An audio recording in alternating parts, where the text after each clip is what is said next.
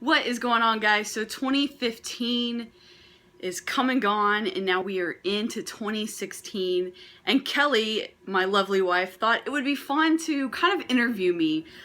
So I have no idea what any of these questions are. She said they are about 10 questions. So she is actually off camera going to ask me the questions, and I will answer them as honestly as possible. She hasn't seen the questions either. Yeah, I have no idea what these questions are. So let's go. All right. So, I know you can't see me, but I'm going to ask some questions that I thought were important because I get to see Chastity behind the scenes a lot more than you guys do. So, we'll start with easy. Okay. Oh, okay. Easy. Okay. Yeah, we're gonna build into this.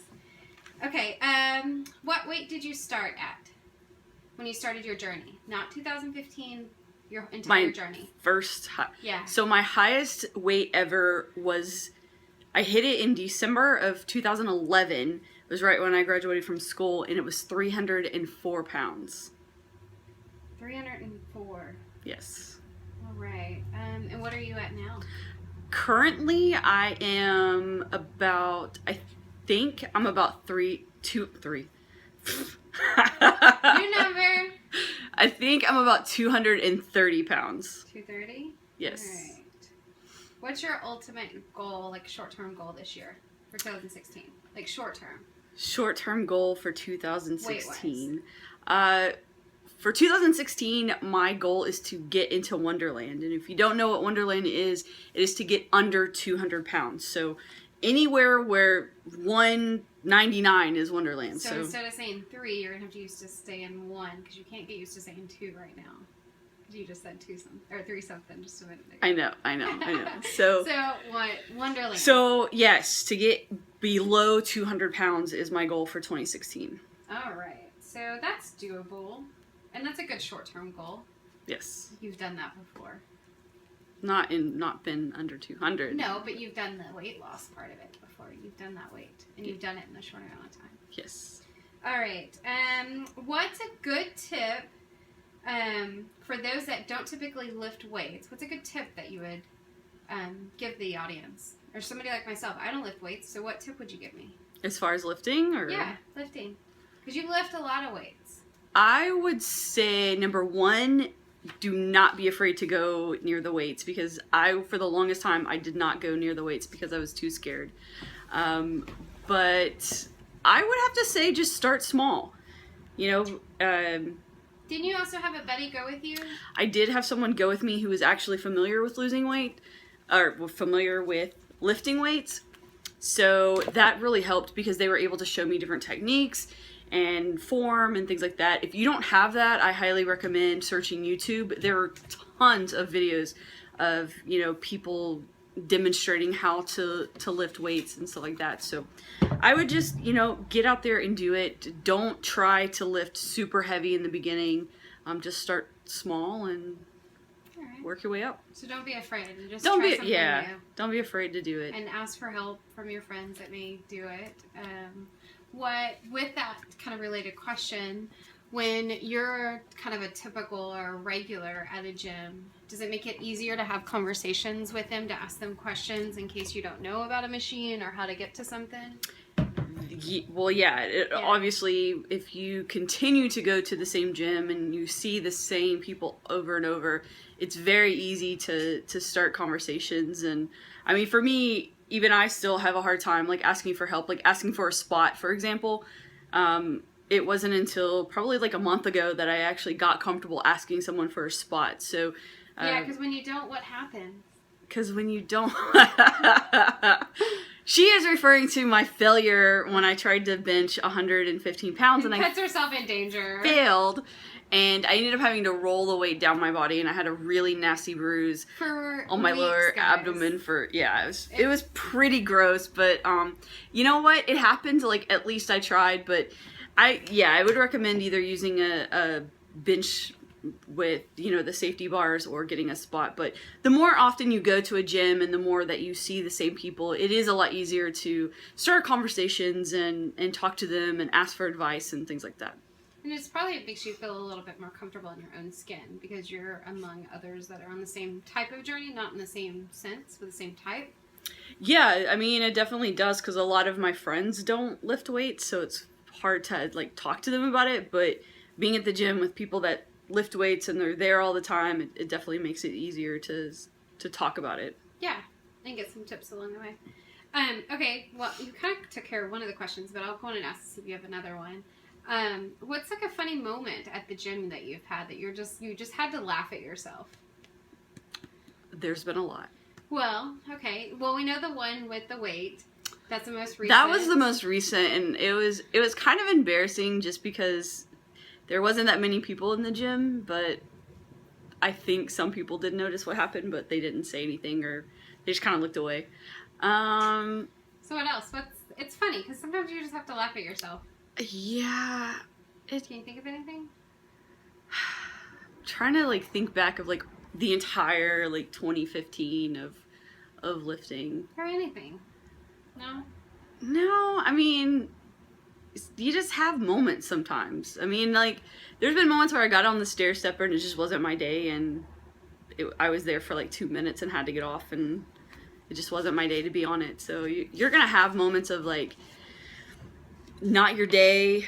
And the most recent also is when I went to the gym to do my 1 rep max on bench, and was there for about 10 minutes and left because mentally I wasn't like ready for the day, and then just physically. I forgot my keys. And she forgot her keys. So I was like, I'm gonna go home and let you in the house because I was only at the gym for probably like 10 minutes. So I have those days. It happens. All right, one more easy question and then we're moving on. All right, you guys ready? So what's your favorite meal at home that we've cooked over the years? My absolute favorite meal at home has to be grilled chicken, but we put the Frank's Red Hot on it and sweet potatoes. It's our wings. It's like homemade grilled wings and sweet potatoes. That is probably my absolute favorite meal. It's very easy, it was our go-to meal when I first started. Oh, what did we learn from Mary and Linda this week with sweet potatoes? You gotta tell them all this. I gotta tell them. This is awesome. So, we had sweet potato fries at this restaurant With our friends. And one of our friends was like, hey, if you dip it in mustard, it tastes like a corny dog. So take a sweet potato fry, dip it in mustard, and tell me that does not taste exactly like a corn dog. Yeah, let us so know good. Because it was so good. Okay, so that's a new addition. So we're going to start having more of that. Yes. All right. So, what does the reset button mean to you? And if nobody knows what the reset button is, kind of explain that philosophy. So the reset button is there's going to be times where either you mess up or you're just having like a bad time on your journey, or just it's a chance for you to kind of like hit the reset button and to start again. So and it's bigger than your journey though, because we use it in it's just anything. Like if you're like, for us in a relationship, if we're having a discussion and it's not going very well, sometimes you just say, hey, let's hit the reset button and let's start over. Or because that's not the intention of the conversation, right? So it's just a way to just verbalize to say, hey, let's kind of start this over. Either it be a conversation, your journey, whatever it is. It's just kind of like, for me, like a lot of times I kind of trip over my words. So I have to say, hey, hang on, give me a second. Let me formulate my words and let me,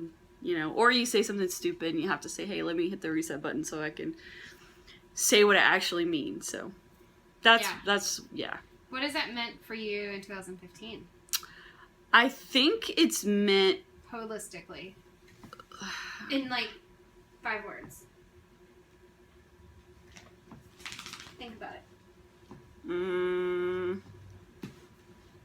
What has it meant for you in 2015?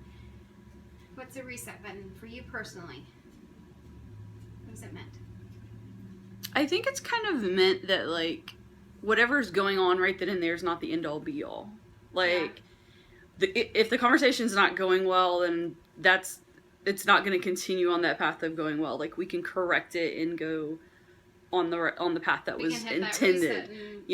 Or if if your eating is crap and it doesn't have to continue that way. You can say, hey, I'm going to hit the reset button and I'm going to go back, get back on track with everything. So a lot of the times I think how I've thought about New Year's, and I think you agree with this, or let me know what you think, is that it's that big reset button for everybody, because everybody celebrates the past and reflects on that and says, okay, what am I going to do differently, knowing what I know now, and how do I want to be better? So I'm going to hit those resolutions and hit that reset button moment.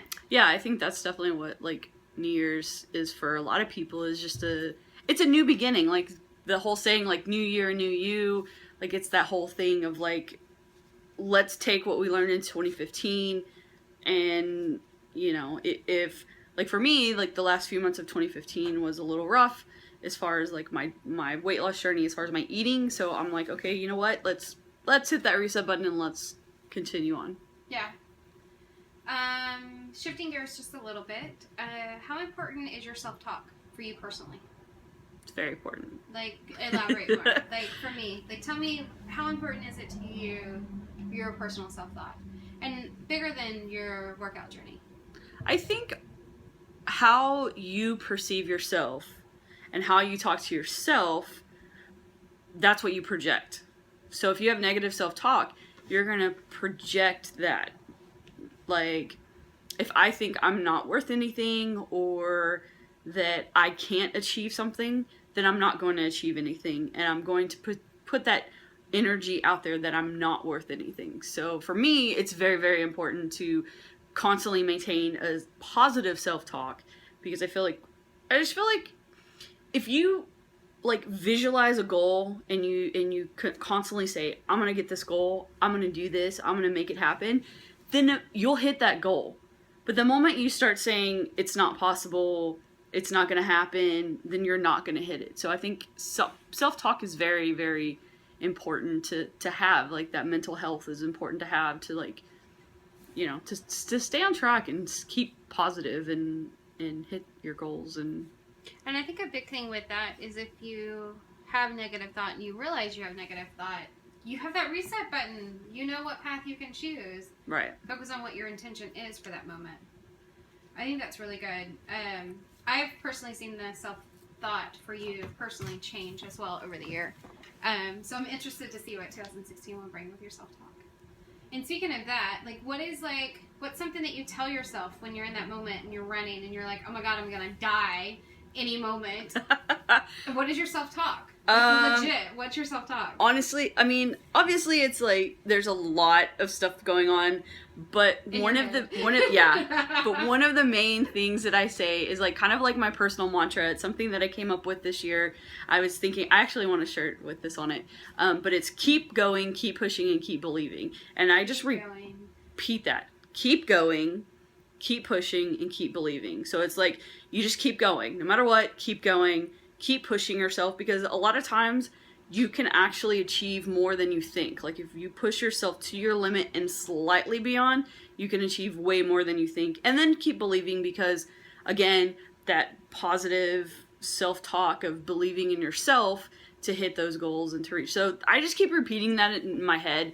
And so it's a positive self-thought. It's a positive spin, and just really having that moment to be like, okay, it's okay, you can do this.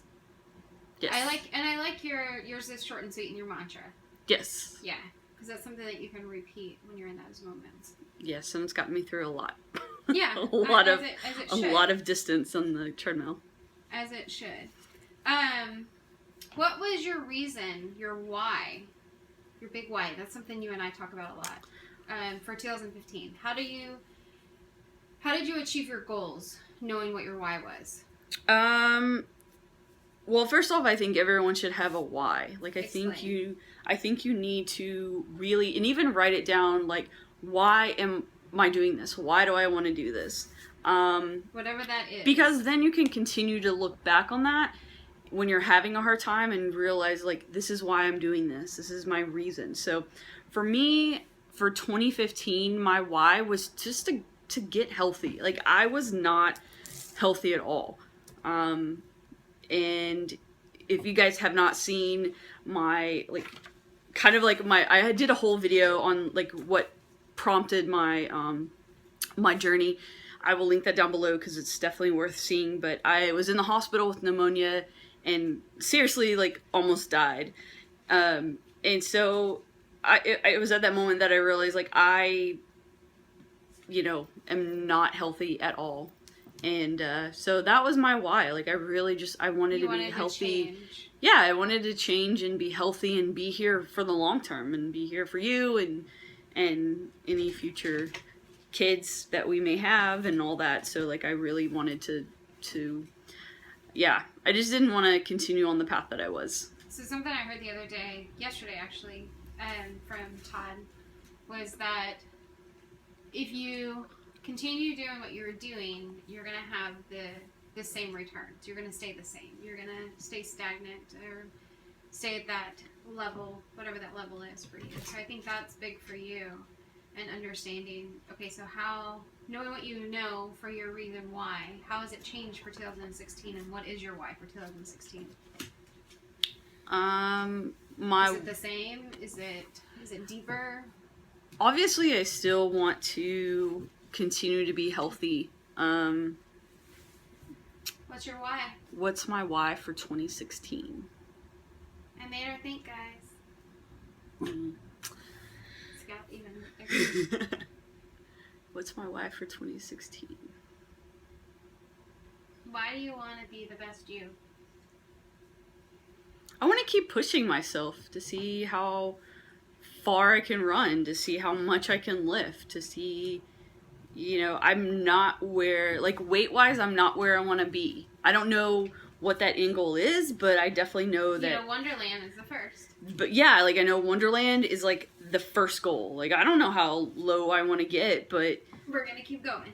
I definitely want to at least hit Wonderland, and because I've never been there as an adult, so I want to see what that's like. So it's a lot of fun shopping. Yeah, well, yeah, I like shopping a lot. Okay, so I have one more serious question, and then we'll have one fun question, and then I'll sum it up, and we'll be done. What advice would you tell other women that are starting their journey? Like 1 to 2 sentences. What would be your something that I can hold on to when I have those moments? What would your advice be? Focus on small goals. Don't focus on the big picture the whole time. Okay. I think for me, when I was 300 pounds, to think about being under 200 pounds was daunting. To know that I had more than 100 pounds to lose was very daunting, and I think a lot of people focus on that big picture, and then that's why you kind of fail. Among other reasons. Well, among tons of other reasons. Okay, so positive.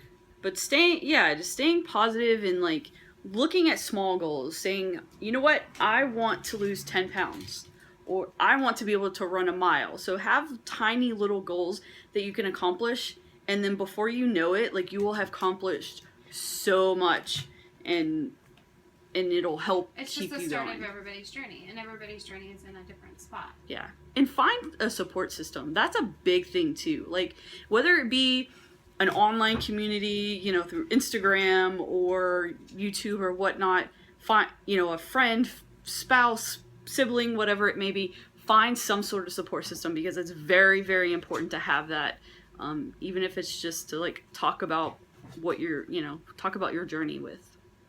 Okay, so if you were any size in the future you. Okay. No budget, and you could fit into anything in the store, what store would you go to? Only one store. Only one store. Future you, any size, no budget, one store. I know why she asked me this question, because I absolutely love shopping. Yep. I love it. More than I do, guys. Mm-hmm. I love it a lot. Yeah. Oh my gosh, what store? One store. Come on, quick. Come on. Come on. I'm gonna give you a countdown. 10, 9. I don't know. 8, 7. I can't pick one. 6, 5, 4, 3, 2. And the buzzer's off. Tell me what it is. Probably American Eagle. It's where I shop now, but I like their stuff. I thought she was gonna pick like some store that we couldn't afford. All right. Well, on that. See, I love shopping, but I'm not that expensive. No, she's not. She is too, though, in some other senses. Okay, so to summarize, you started at 304 in December of 2011. You are down to 230. Woohoo! See, I did it too. 230. Your short-term goal is to get in the Wonderlands, meaning anything that starts with a 1 in your weight. A good tip is just to get out there and don't be afraid and just try it. Have those funny moments, relax into them. Self-thought is important. Stay positive. I love your mantra. Keep going, keep pushing, keep believing. I think that's what has taken you to this point. So I hope you guys enjoyed. Thank you guys so much. Hopefully you guys enjoyed this. I thought it was fun. I liked it a lot. So yeah, guys, keep going, keep pushing, and keep believing. And I'll talk to you guys later. Happy 2016!